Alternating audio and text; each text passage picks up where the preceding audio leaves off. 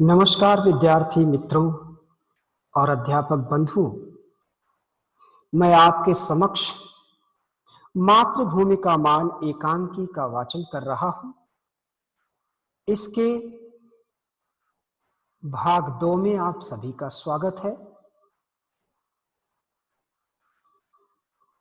तो चलिए दूसरा भाग हम शुरू करते हैं। आप अपनी पुस्तकें लेकर तैयार हो जाएं। पृष्ठ संख्या 35 यानी 35।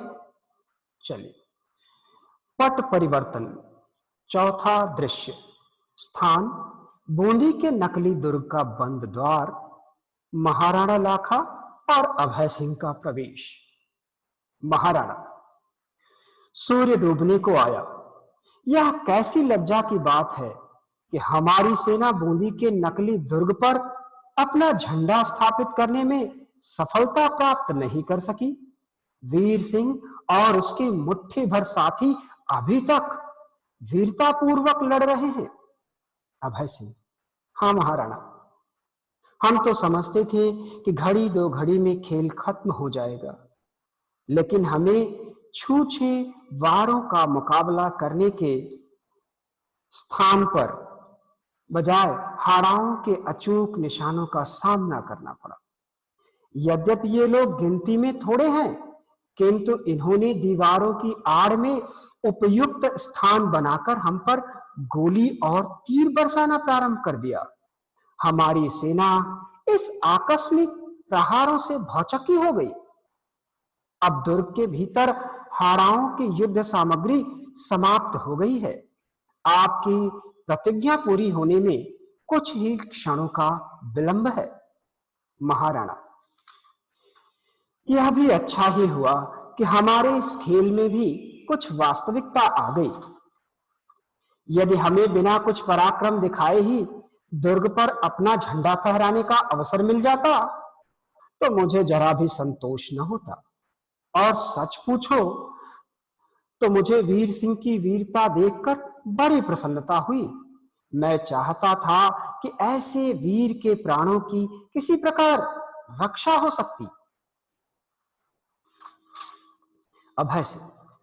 मैंने भी जब दुर्ग से अग्निवर्षा होती देखी तो मुझे कुछ आश्चर्य हुआ था और कुछ क्षणों के लिए सफेद झंडा फहराकर मैंने युद्ध रोक दिया। उसके पश्चात मैं स्वयं दुर्ग में गया और वीर सिंह की उसके साहस के लिए प्रशंसा की। साथ ही उससे अनुरोध किया कि तुम इस व्यर्थ प्रयास में अपने प्राण न खो। तुम महाराणा के नौकर हो, तुम्हें उनके विरुद्ध हथियार न उठाना चाहिए। किंतु उसने उत्तर दिया कि महाराणा ने हाड़ाओं को चुनौती दी है। हम उस चुनौती का उत्तर देने को मजबूर हैं।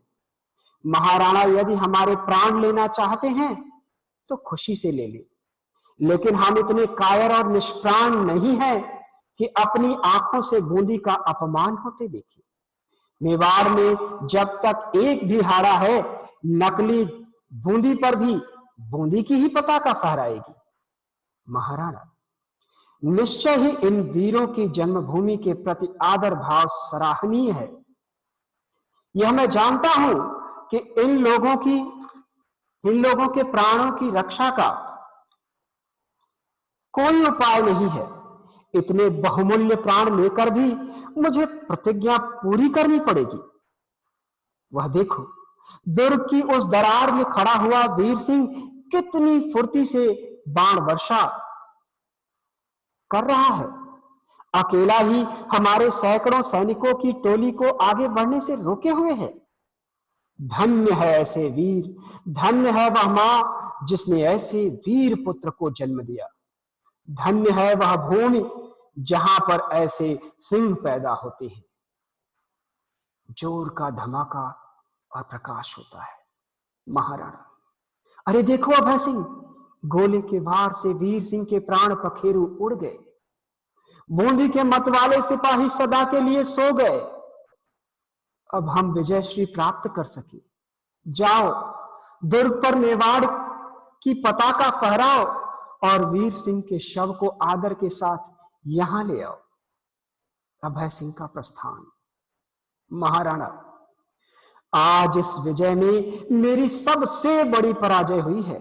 व्यर्थ के दंभ ने आज कितने ही निर्दोष प्राणों की बलि ले ली। चारणी का प्रवेश।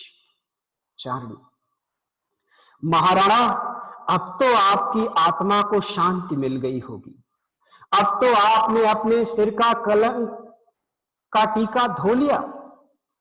यह देखिए, बूंदी के दुर्ग पर मेवाड़ के सेनापति विजय पताका फहरा रहे हैं। वह सुनिए, मेवाड़ की सेना में विजय दुंदुभी बज रही है। महाराणा, चारणी, क्यों पश्चाताप से विकल प्राणों को तुम और दुखी करती हो? न जाने किस बुरी सायत में मैंने बूंदी को अपने अधीन करने का निश्चय किया था। वीर सिंह की वीरता ने मेरे हृदय के द्वार खोल दिए हैं, मेरी आंखों से पर्दा हटा दिया है। मैं देखता हूं, ऐसी वीर जाति को अधीन करने की अभिलाषा करना पागलपन है। चारणी, तो क्या महाराणा अब भी मेवाड़ और बूंदी के हृदय मिलाने का कोई रास्ता नहीं निकल सकता?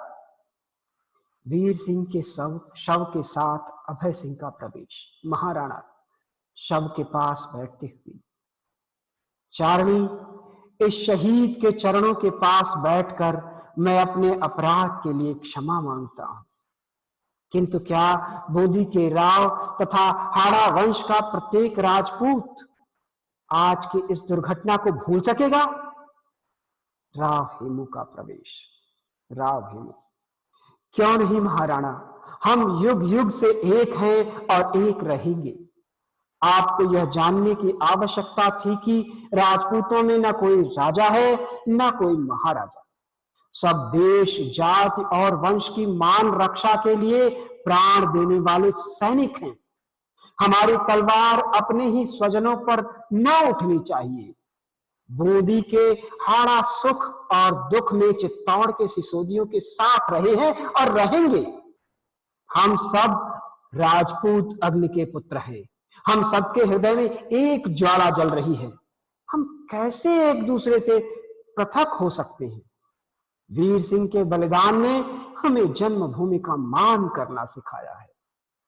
महाराणा, निश्चय ही महाराज, हम संपूर्ण राजपूत जाति की ओर से इस अमर आत्मा के आगे अपना मस्तक झुकाए। सब बैठकर वीर सिंह के शव के आगे झुकते हैं। इसके साथ ही यह मातृभूमि के मान पाठ का वाचन समाप्त हो जाता है। अब अगले वीडियो में हम मिलेंगे, जहां पर मैं मातृभूमि का मान पाठ के पात्रों का चरित्र चित्रण आपके समक्ष प्रस्तुत करूंगा। तब तक के लिए धन्यवाद।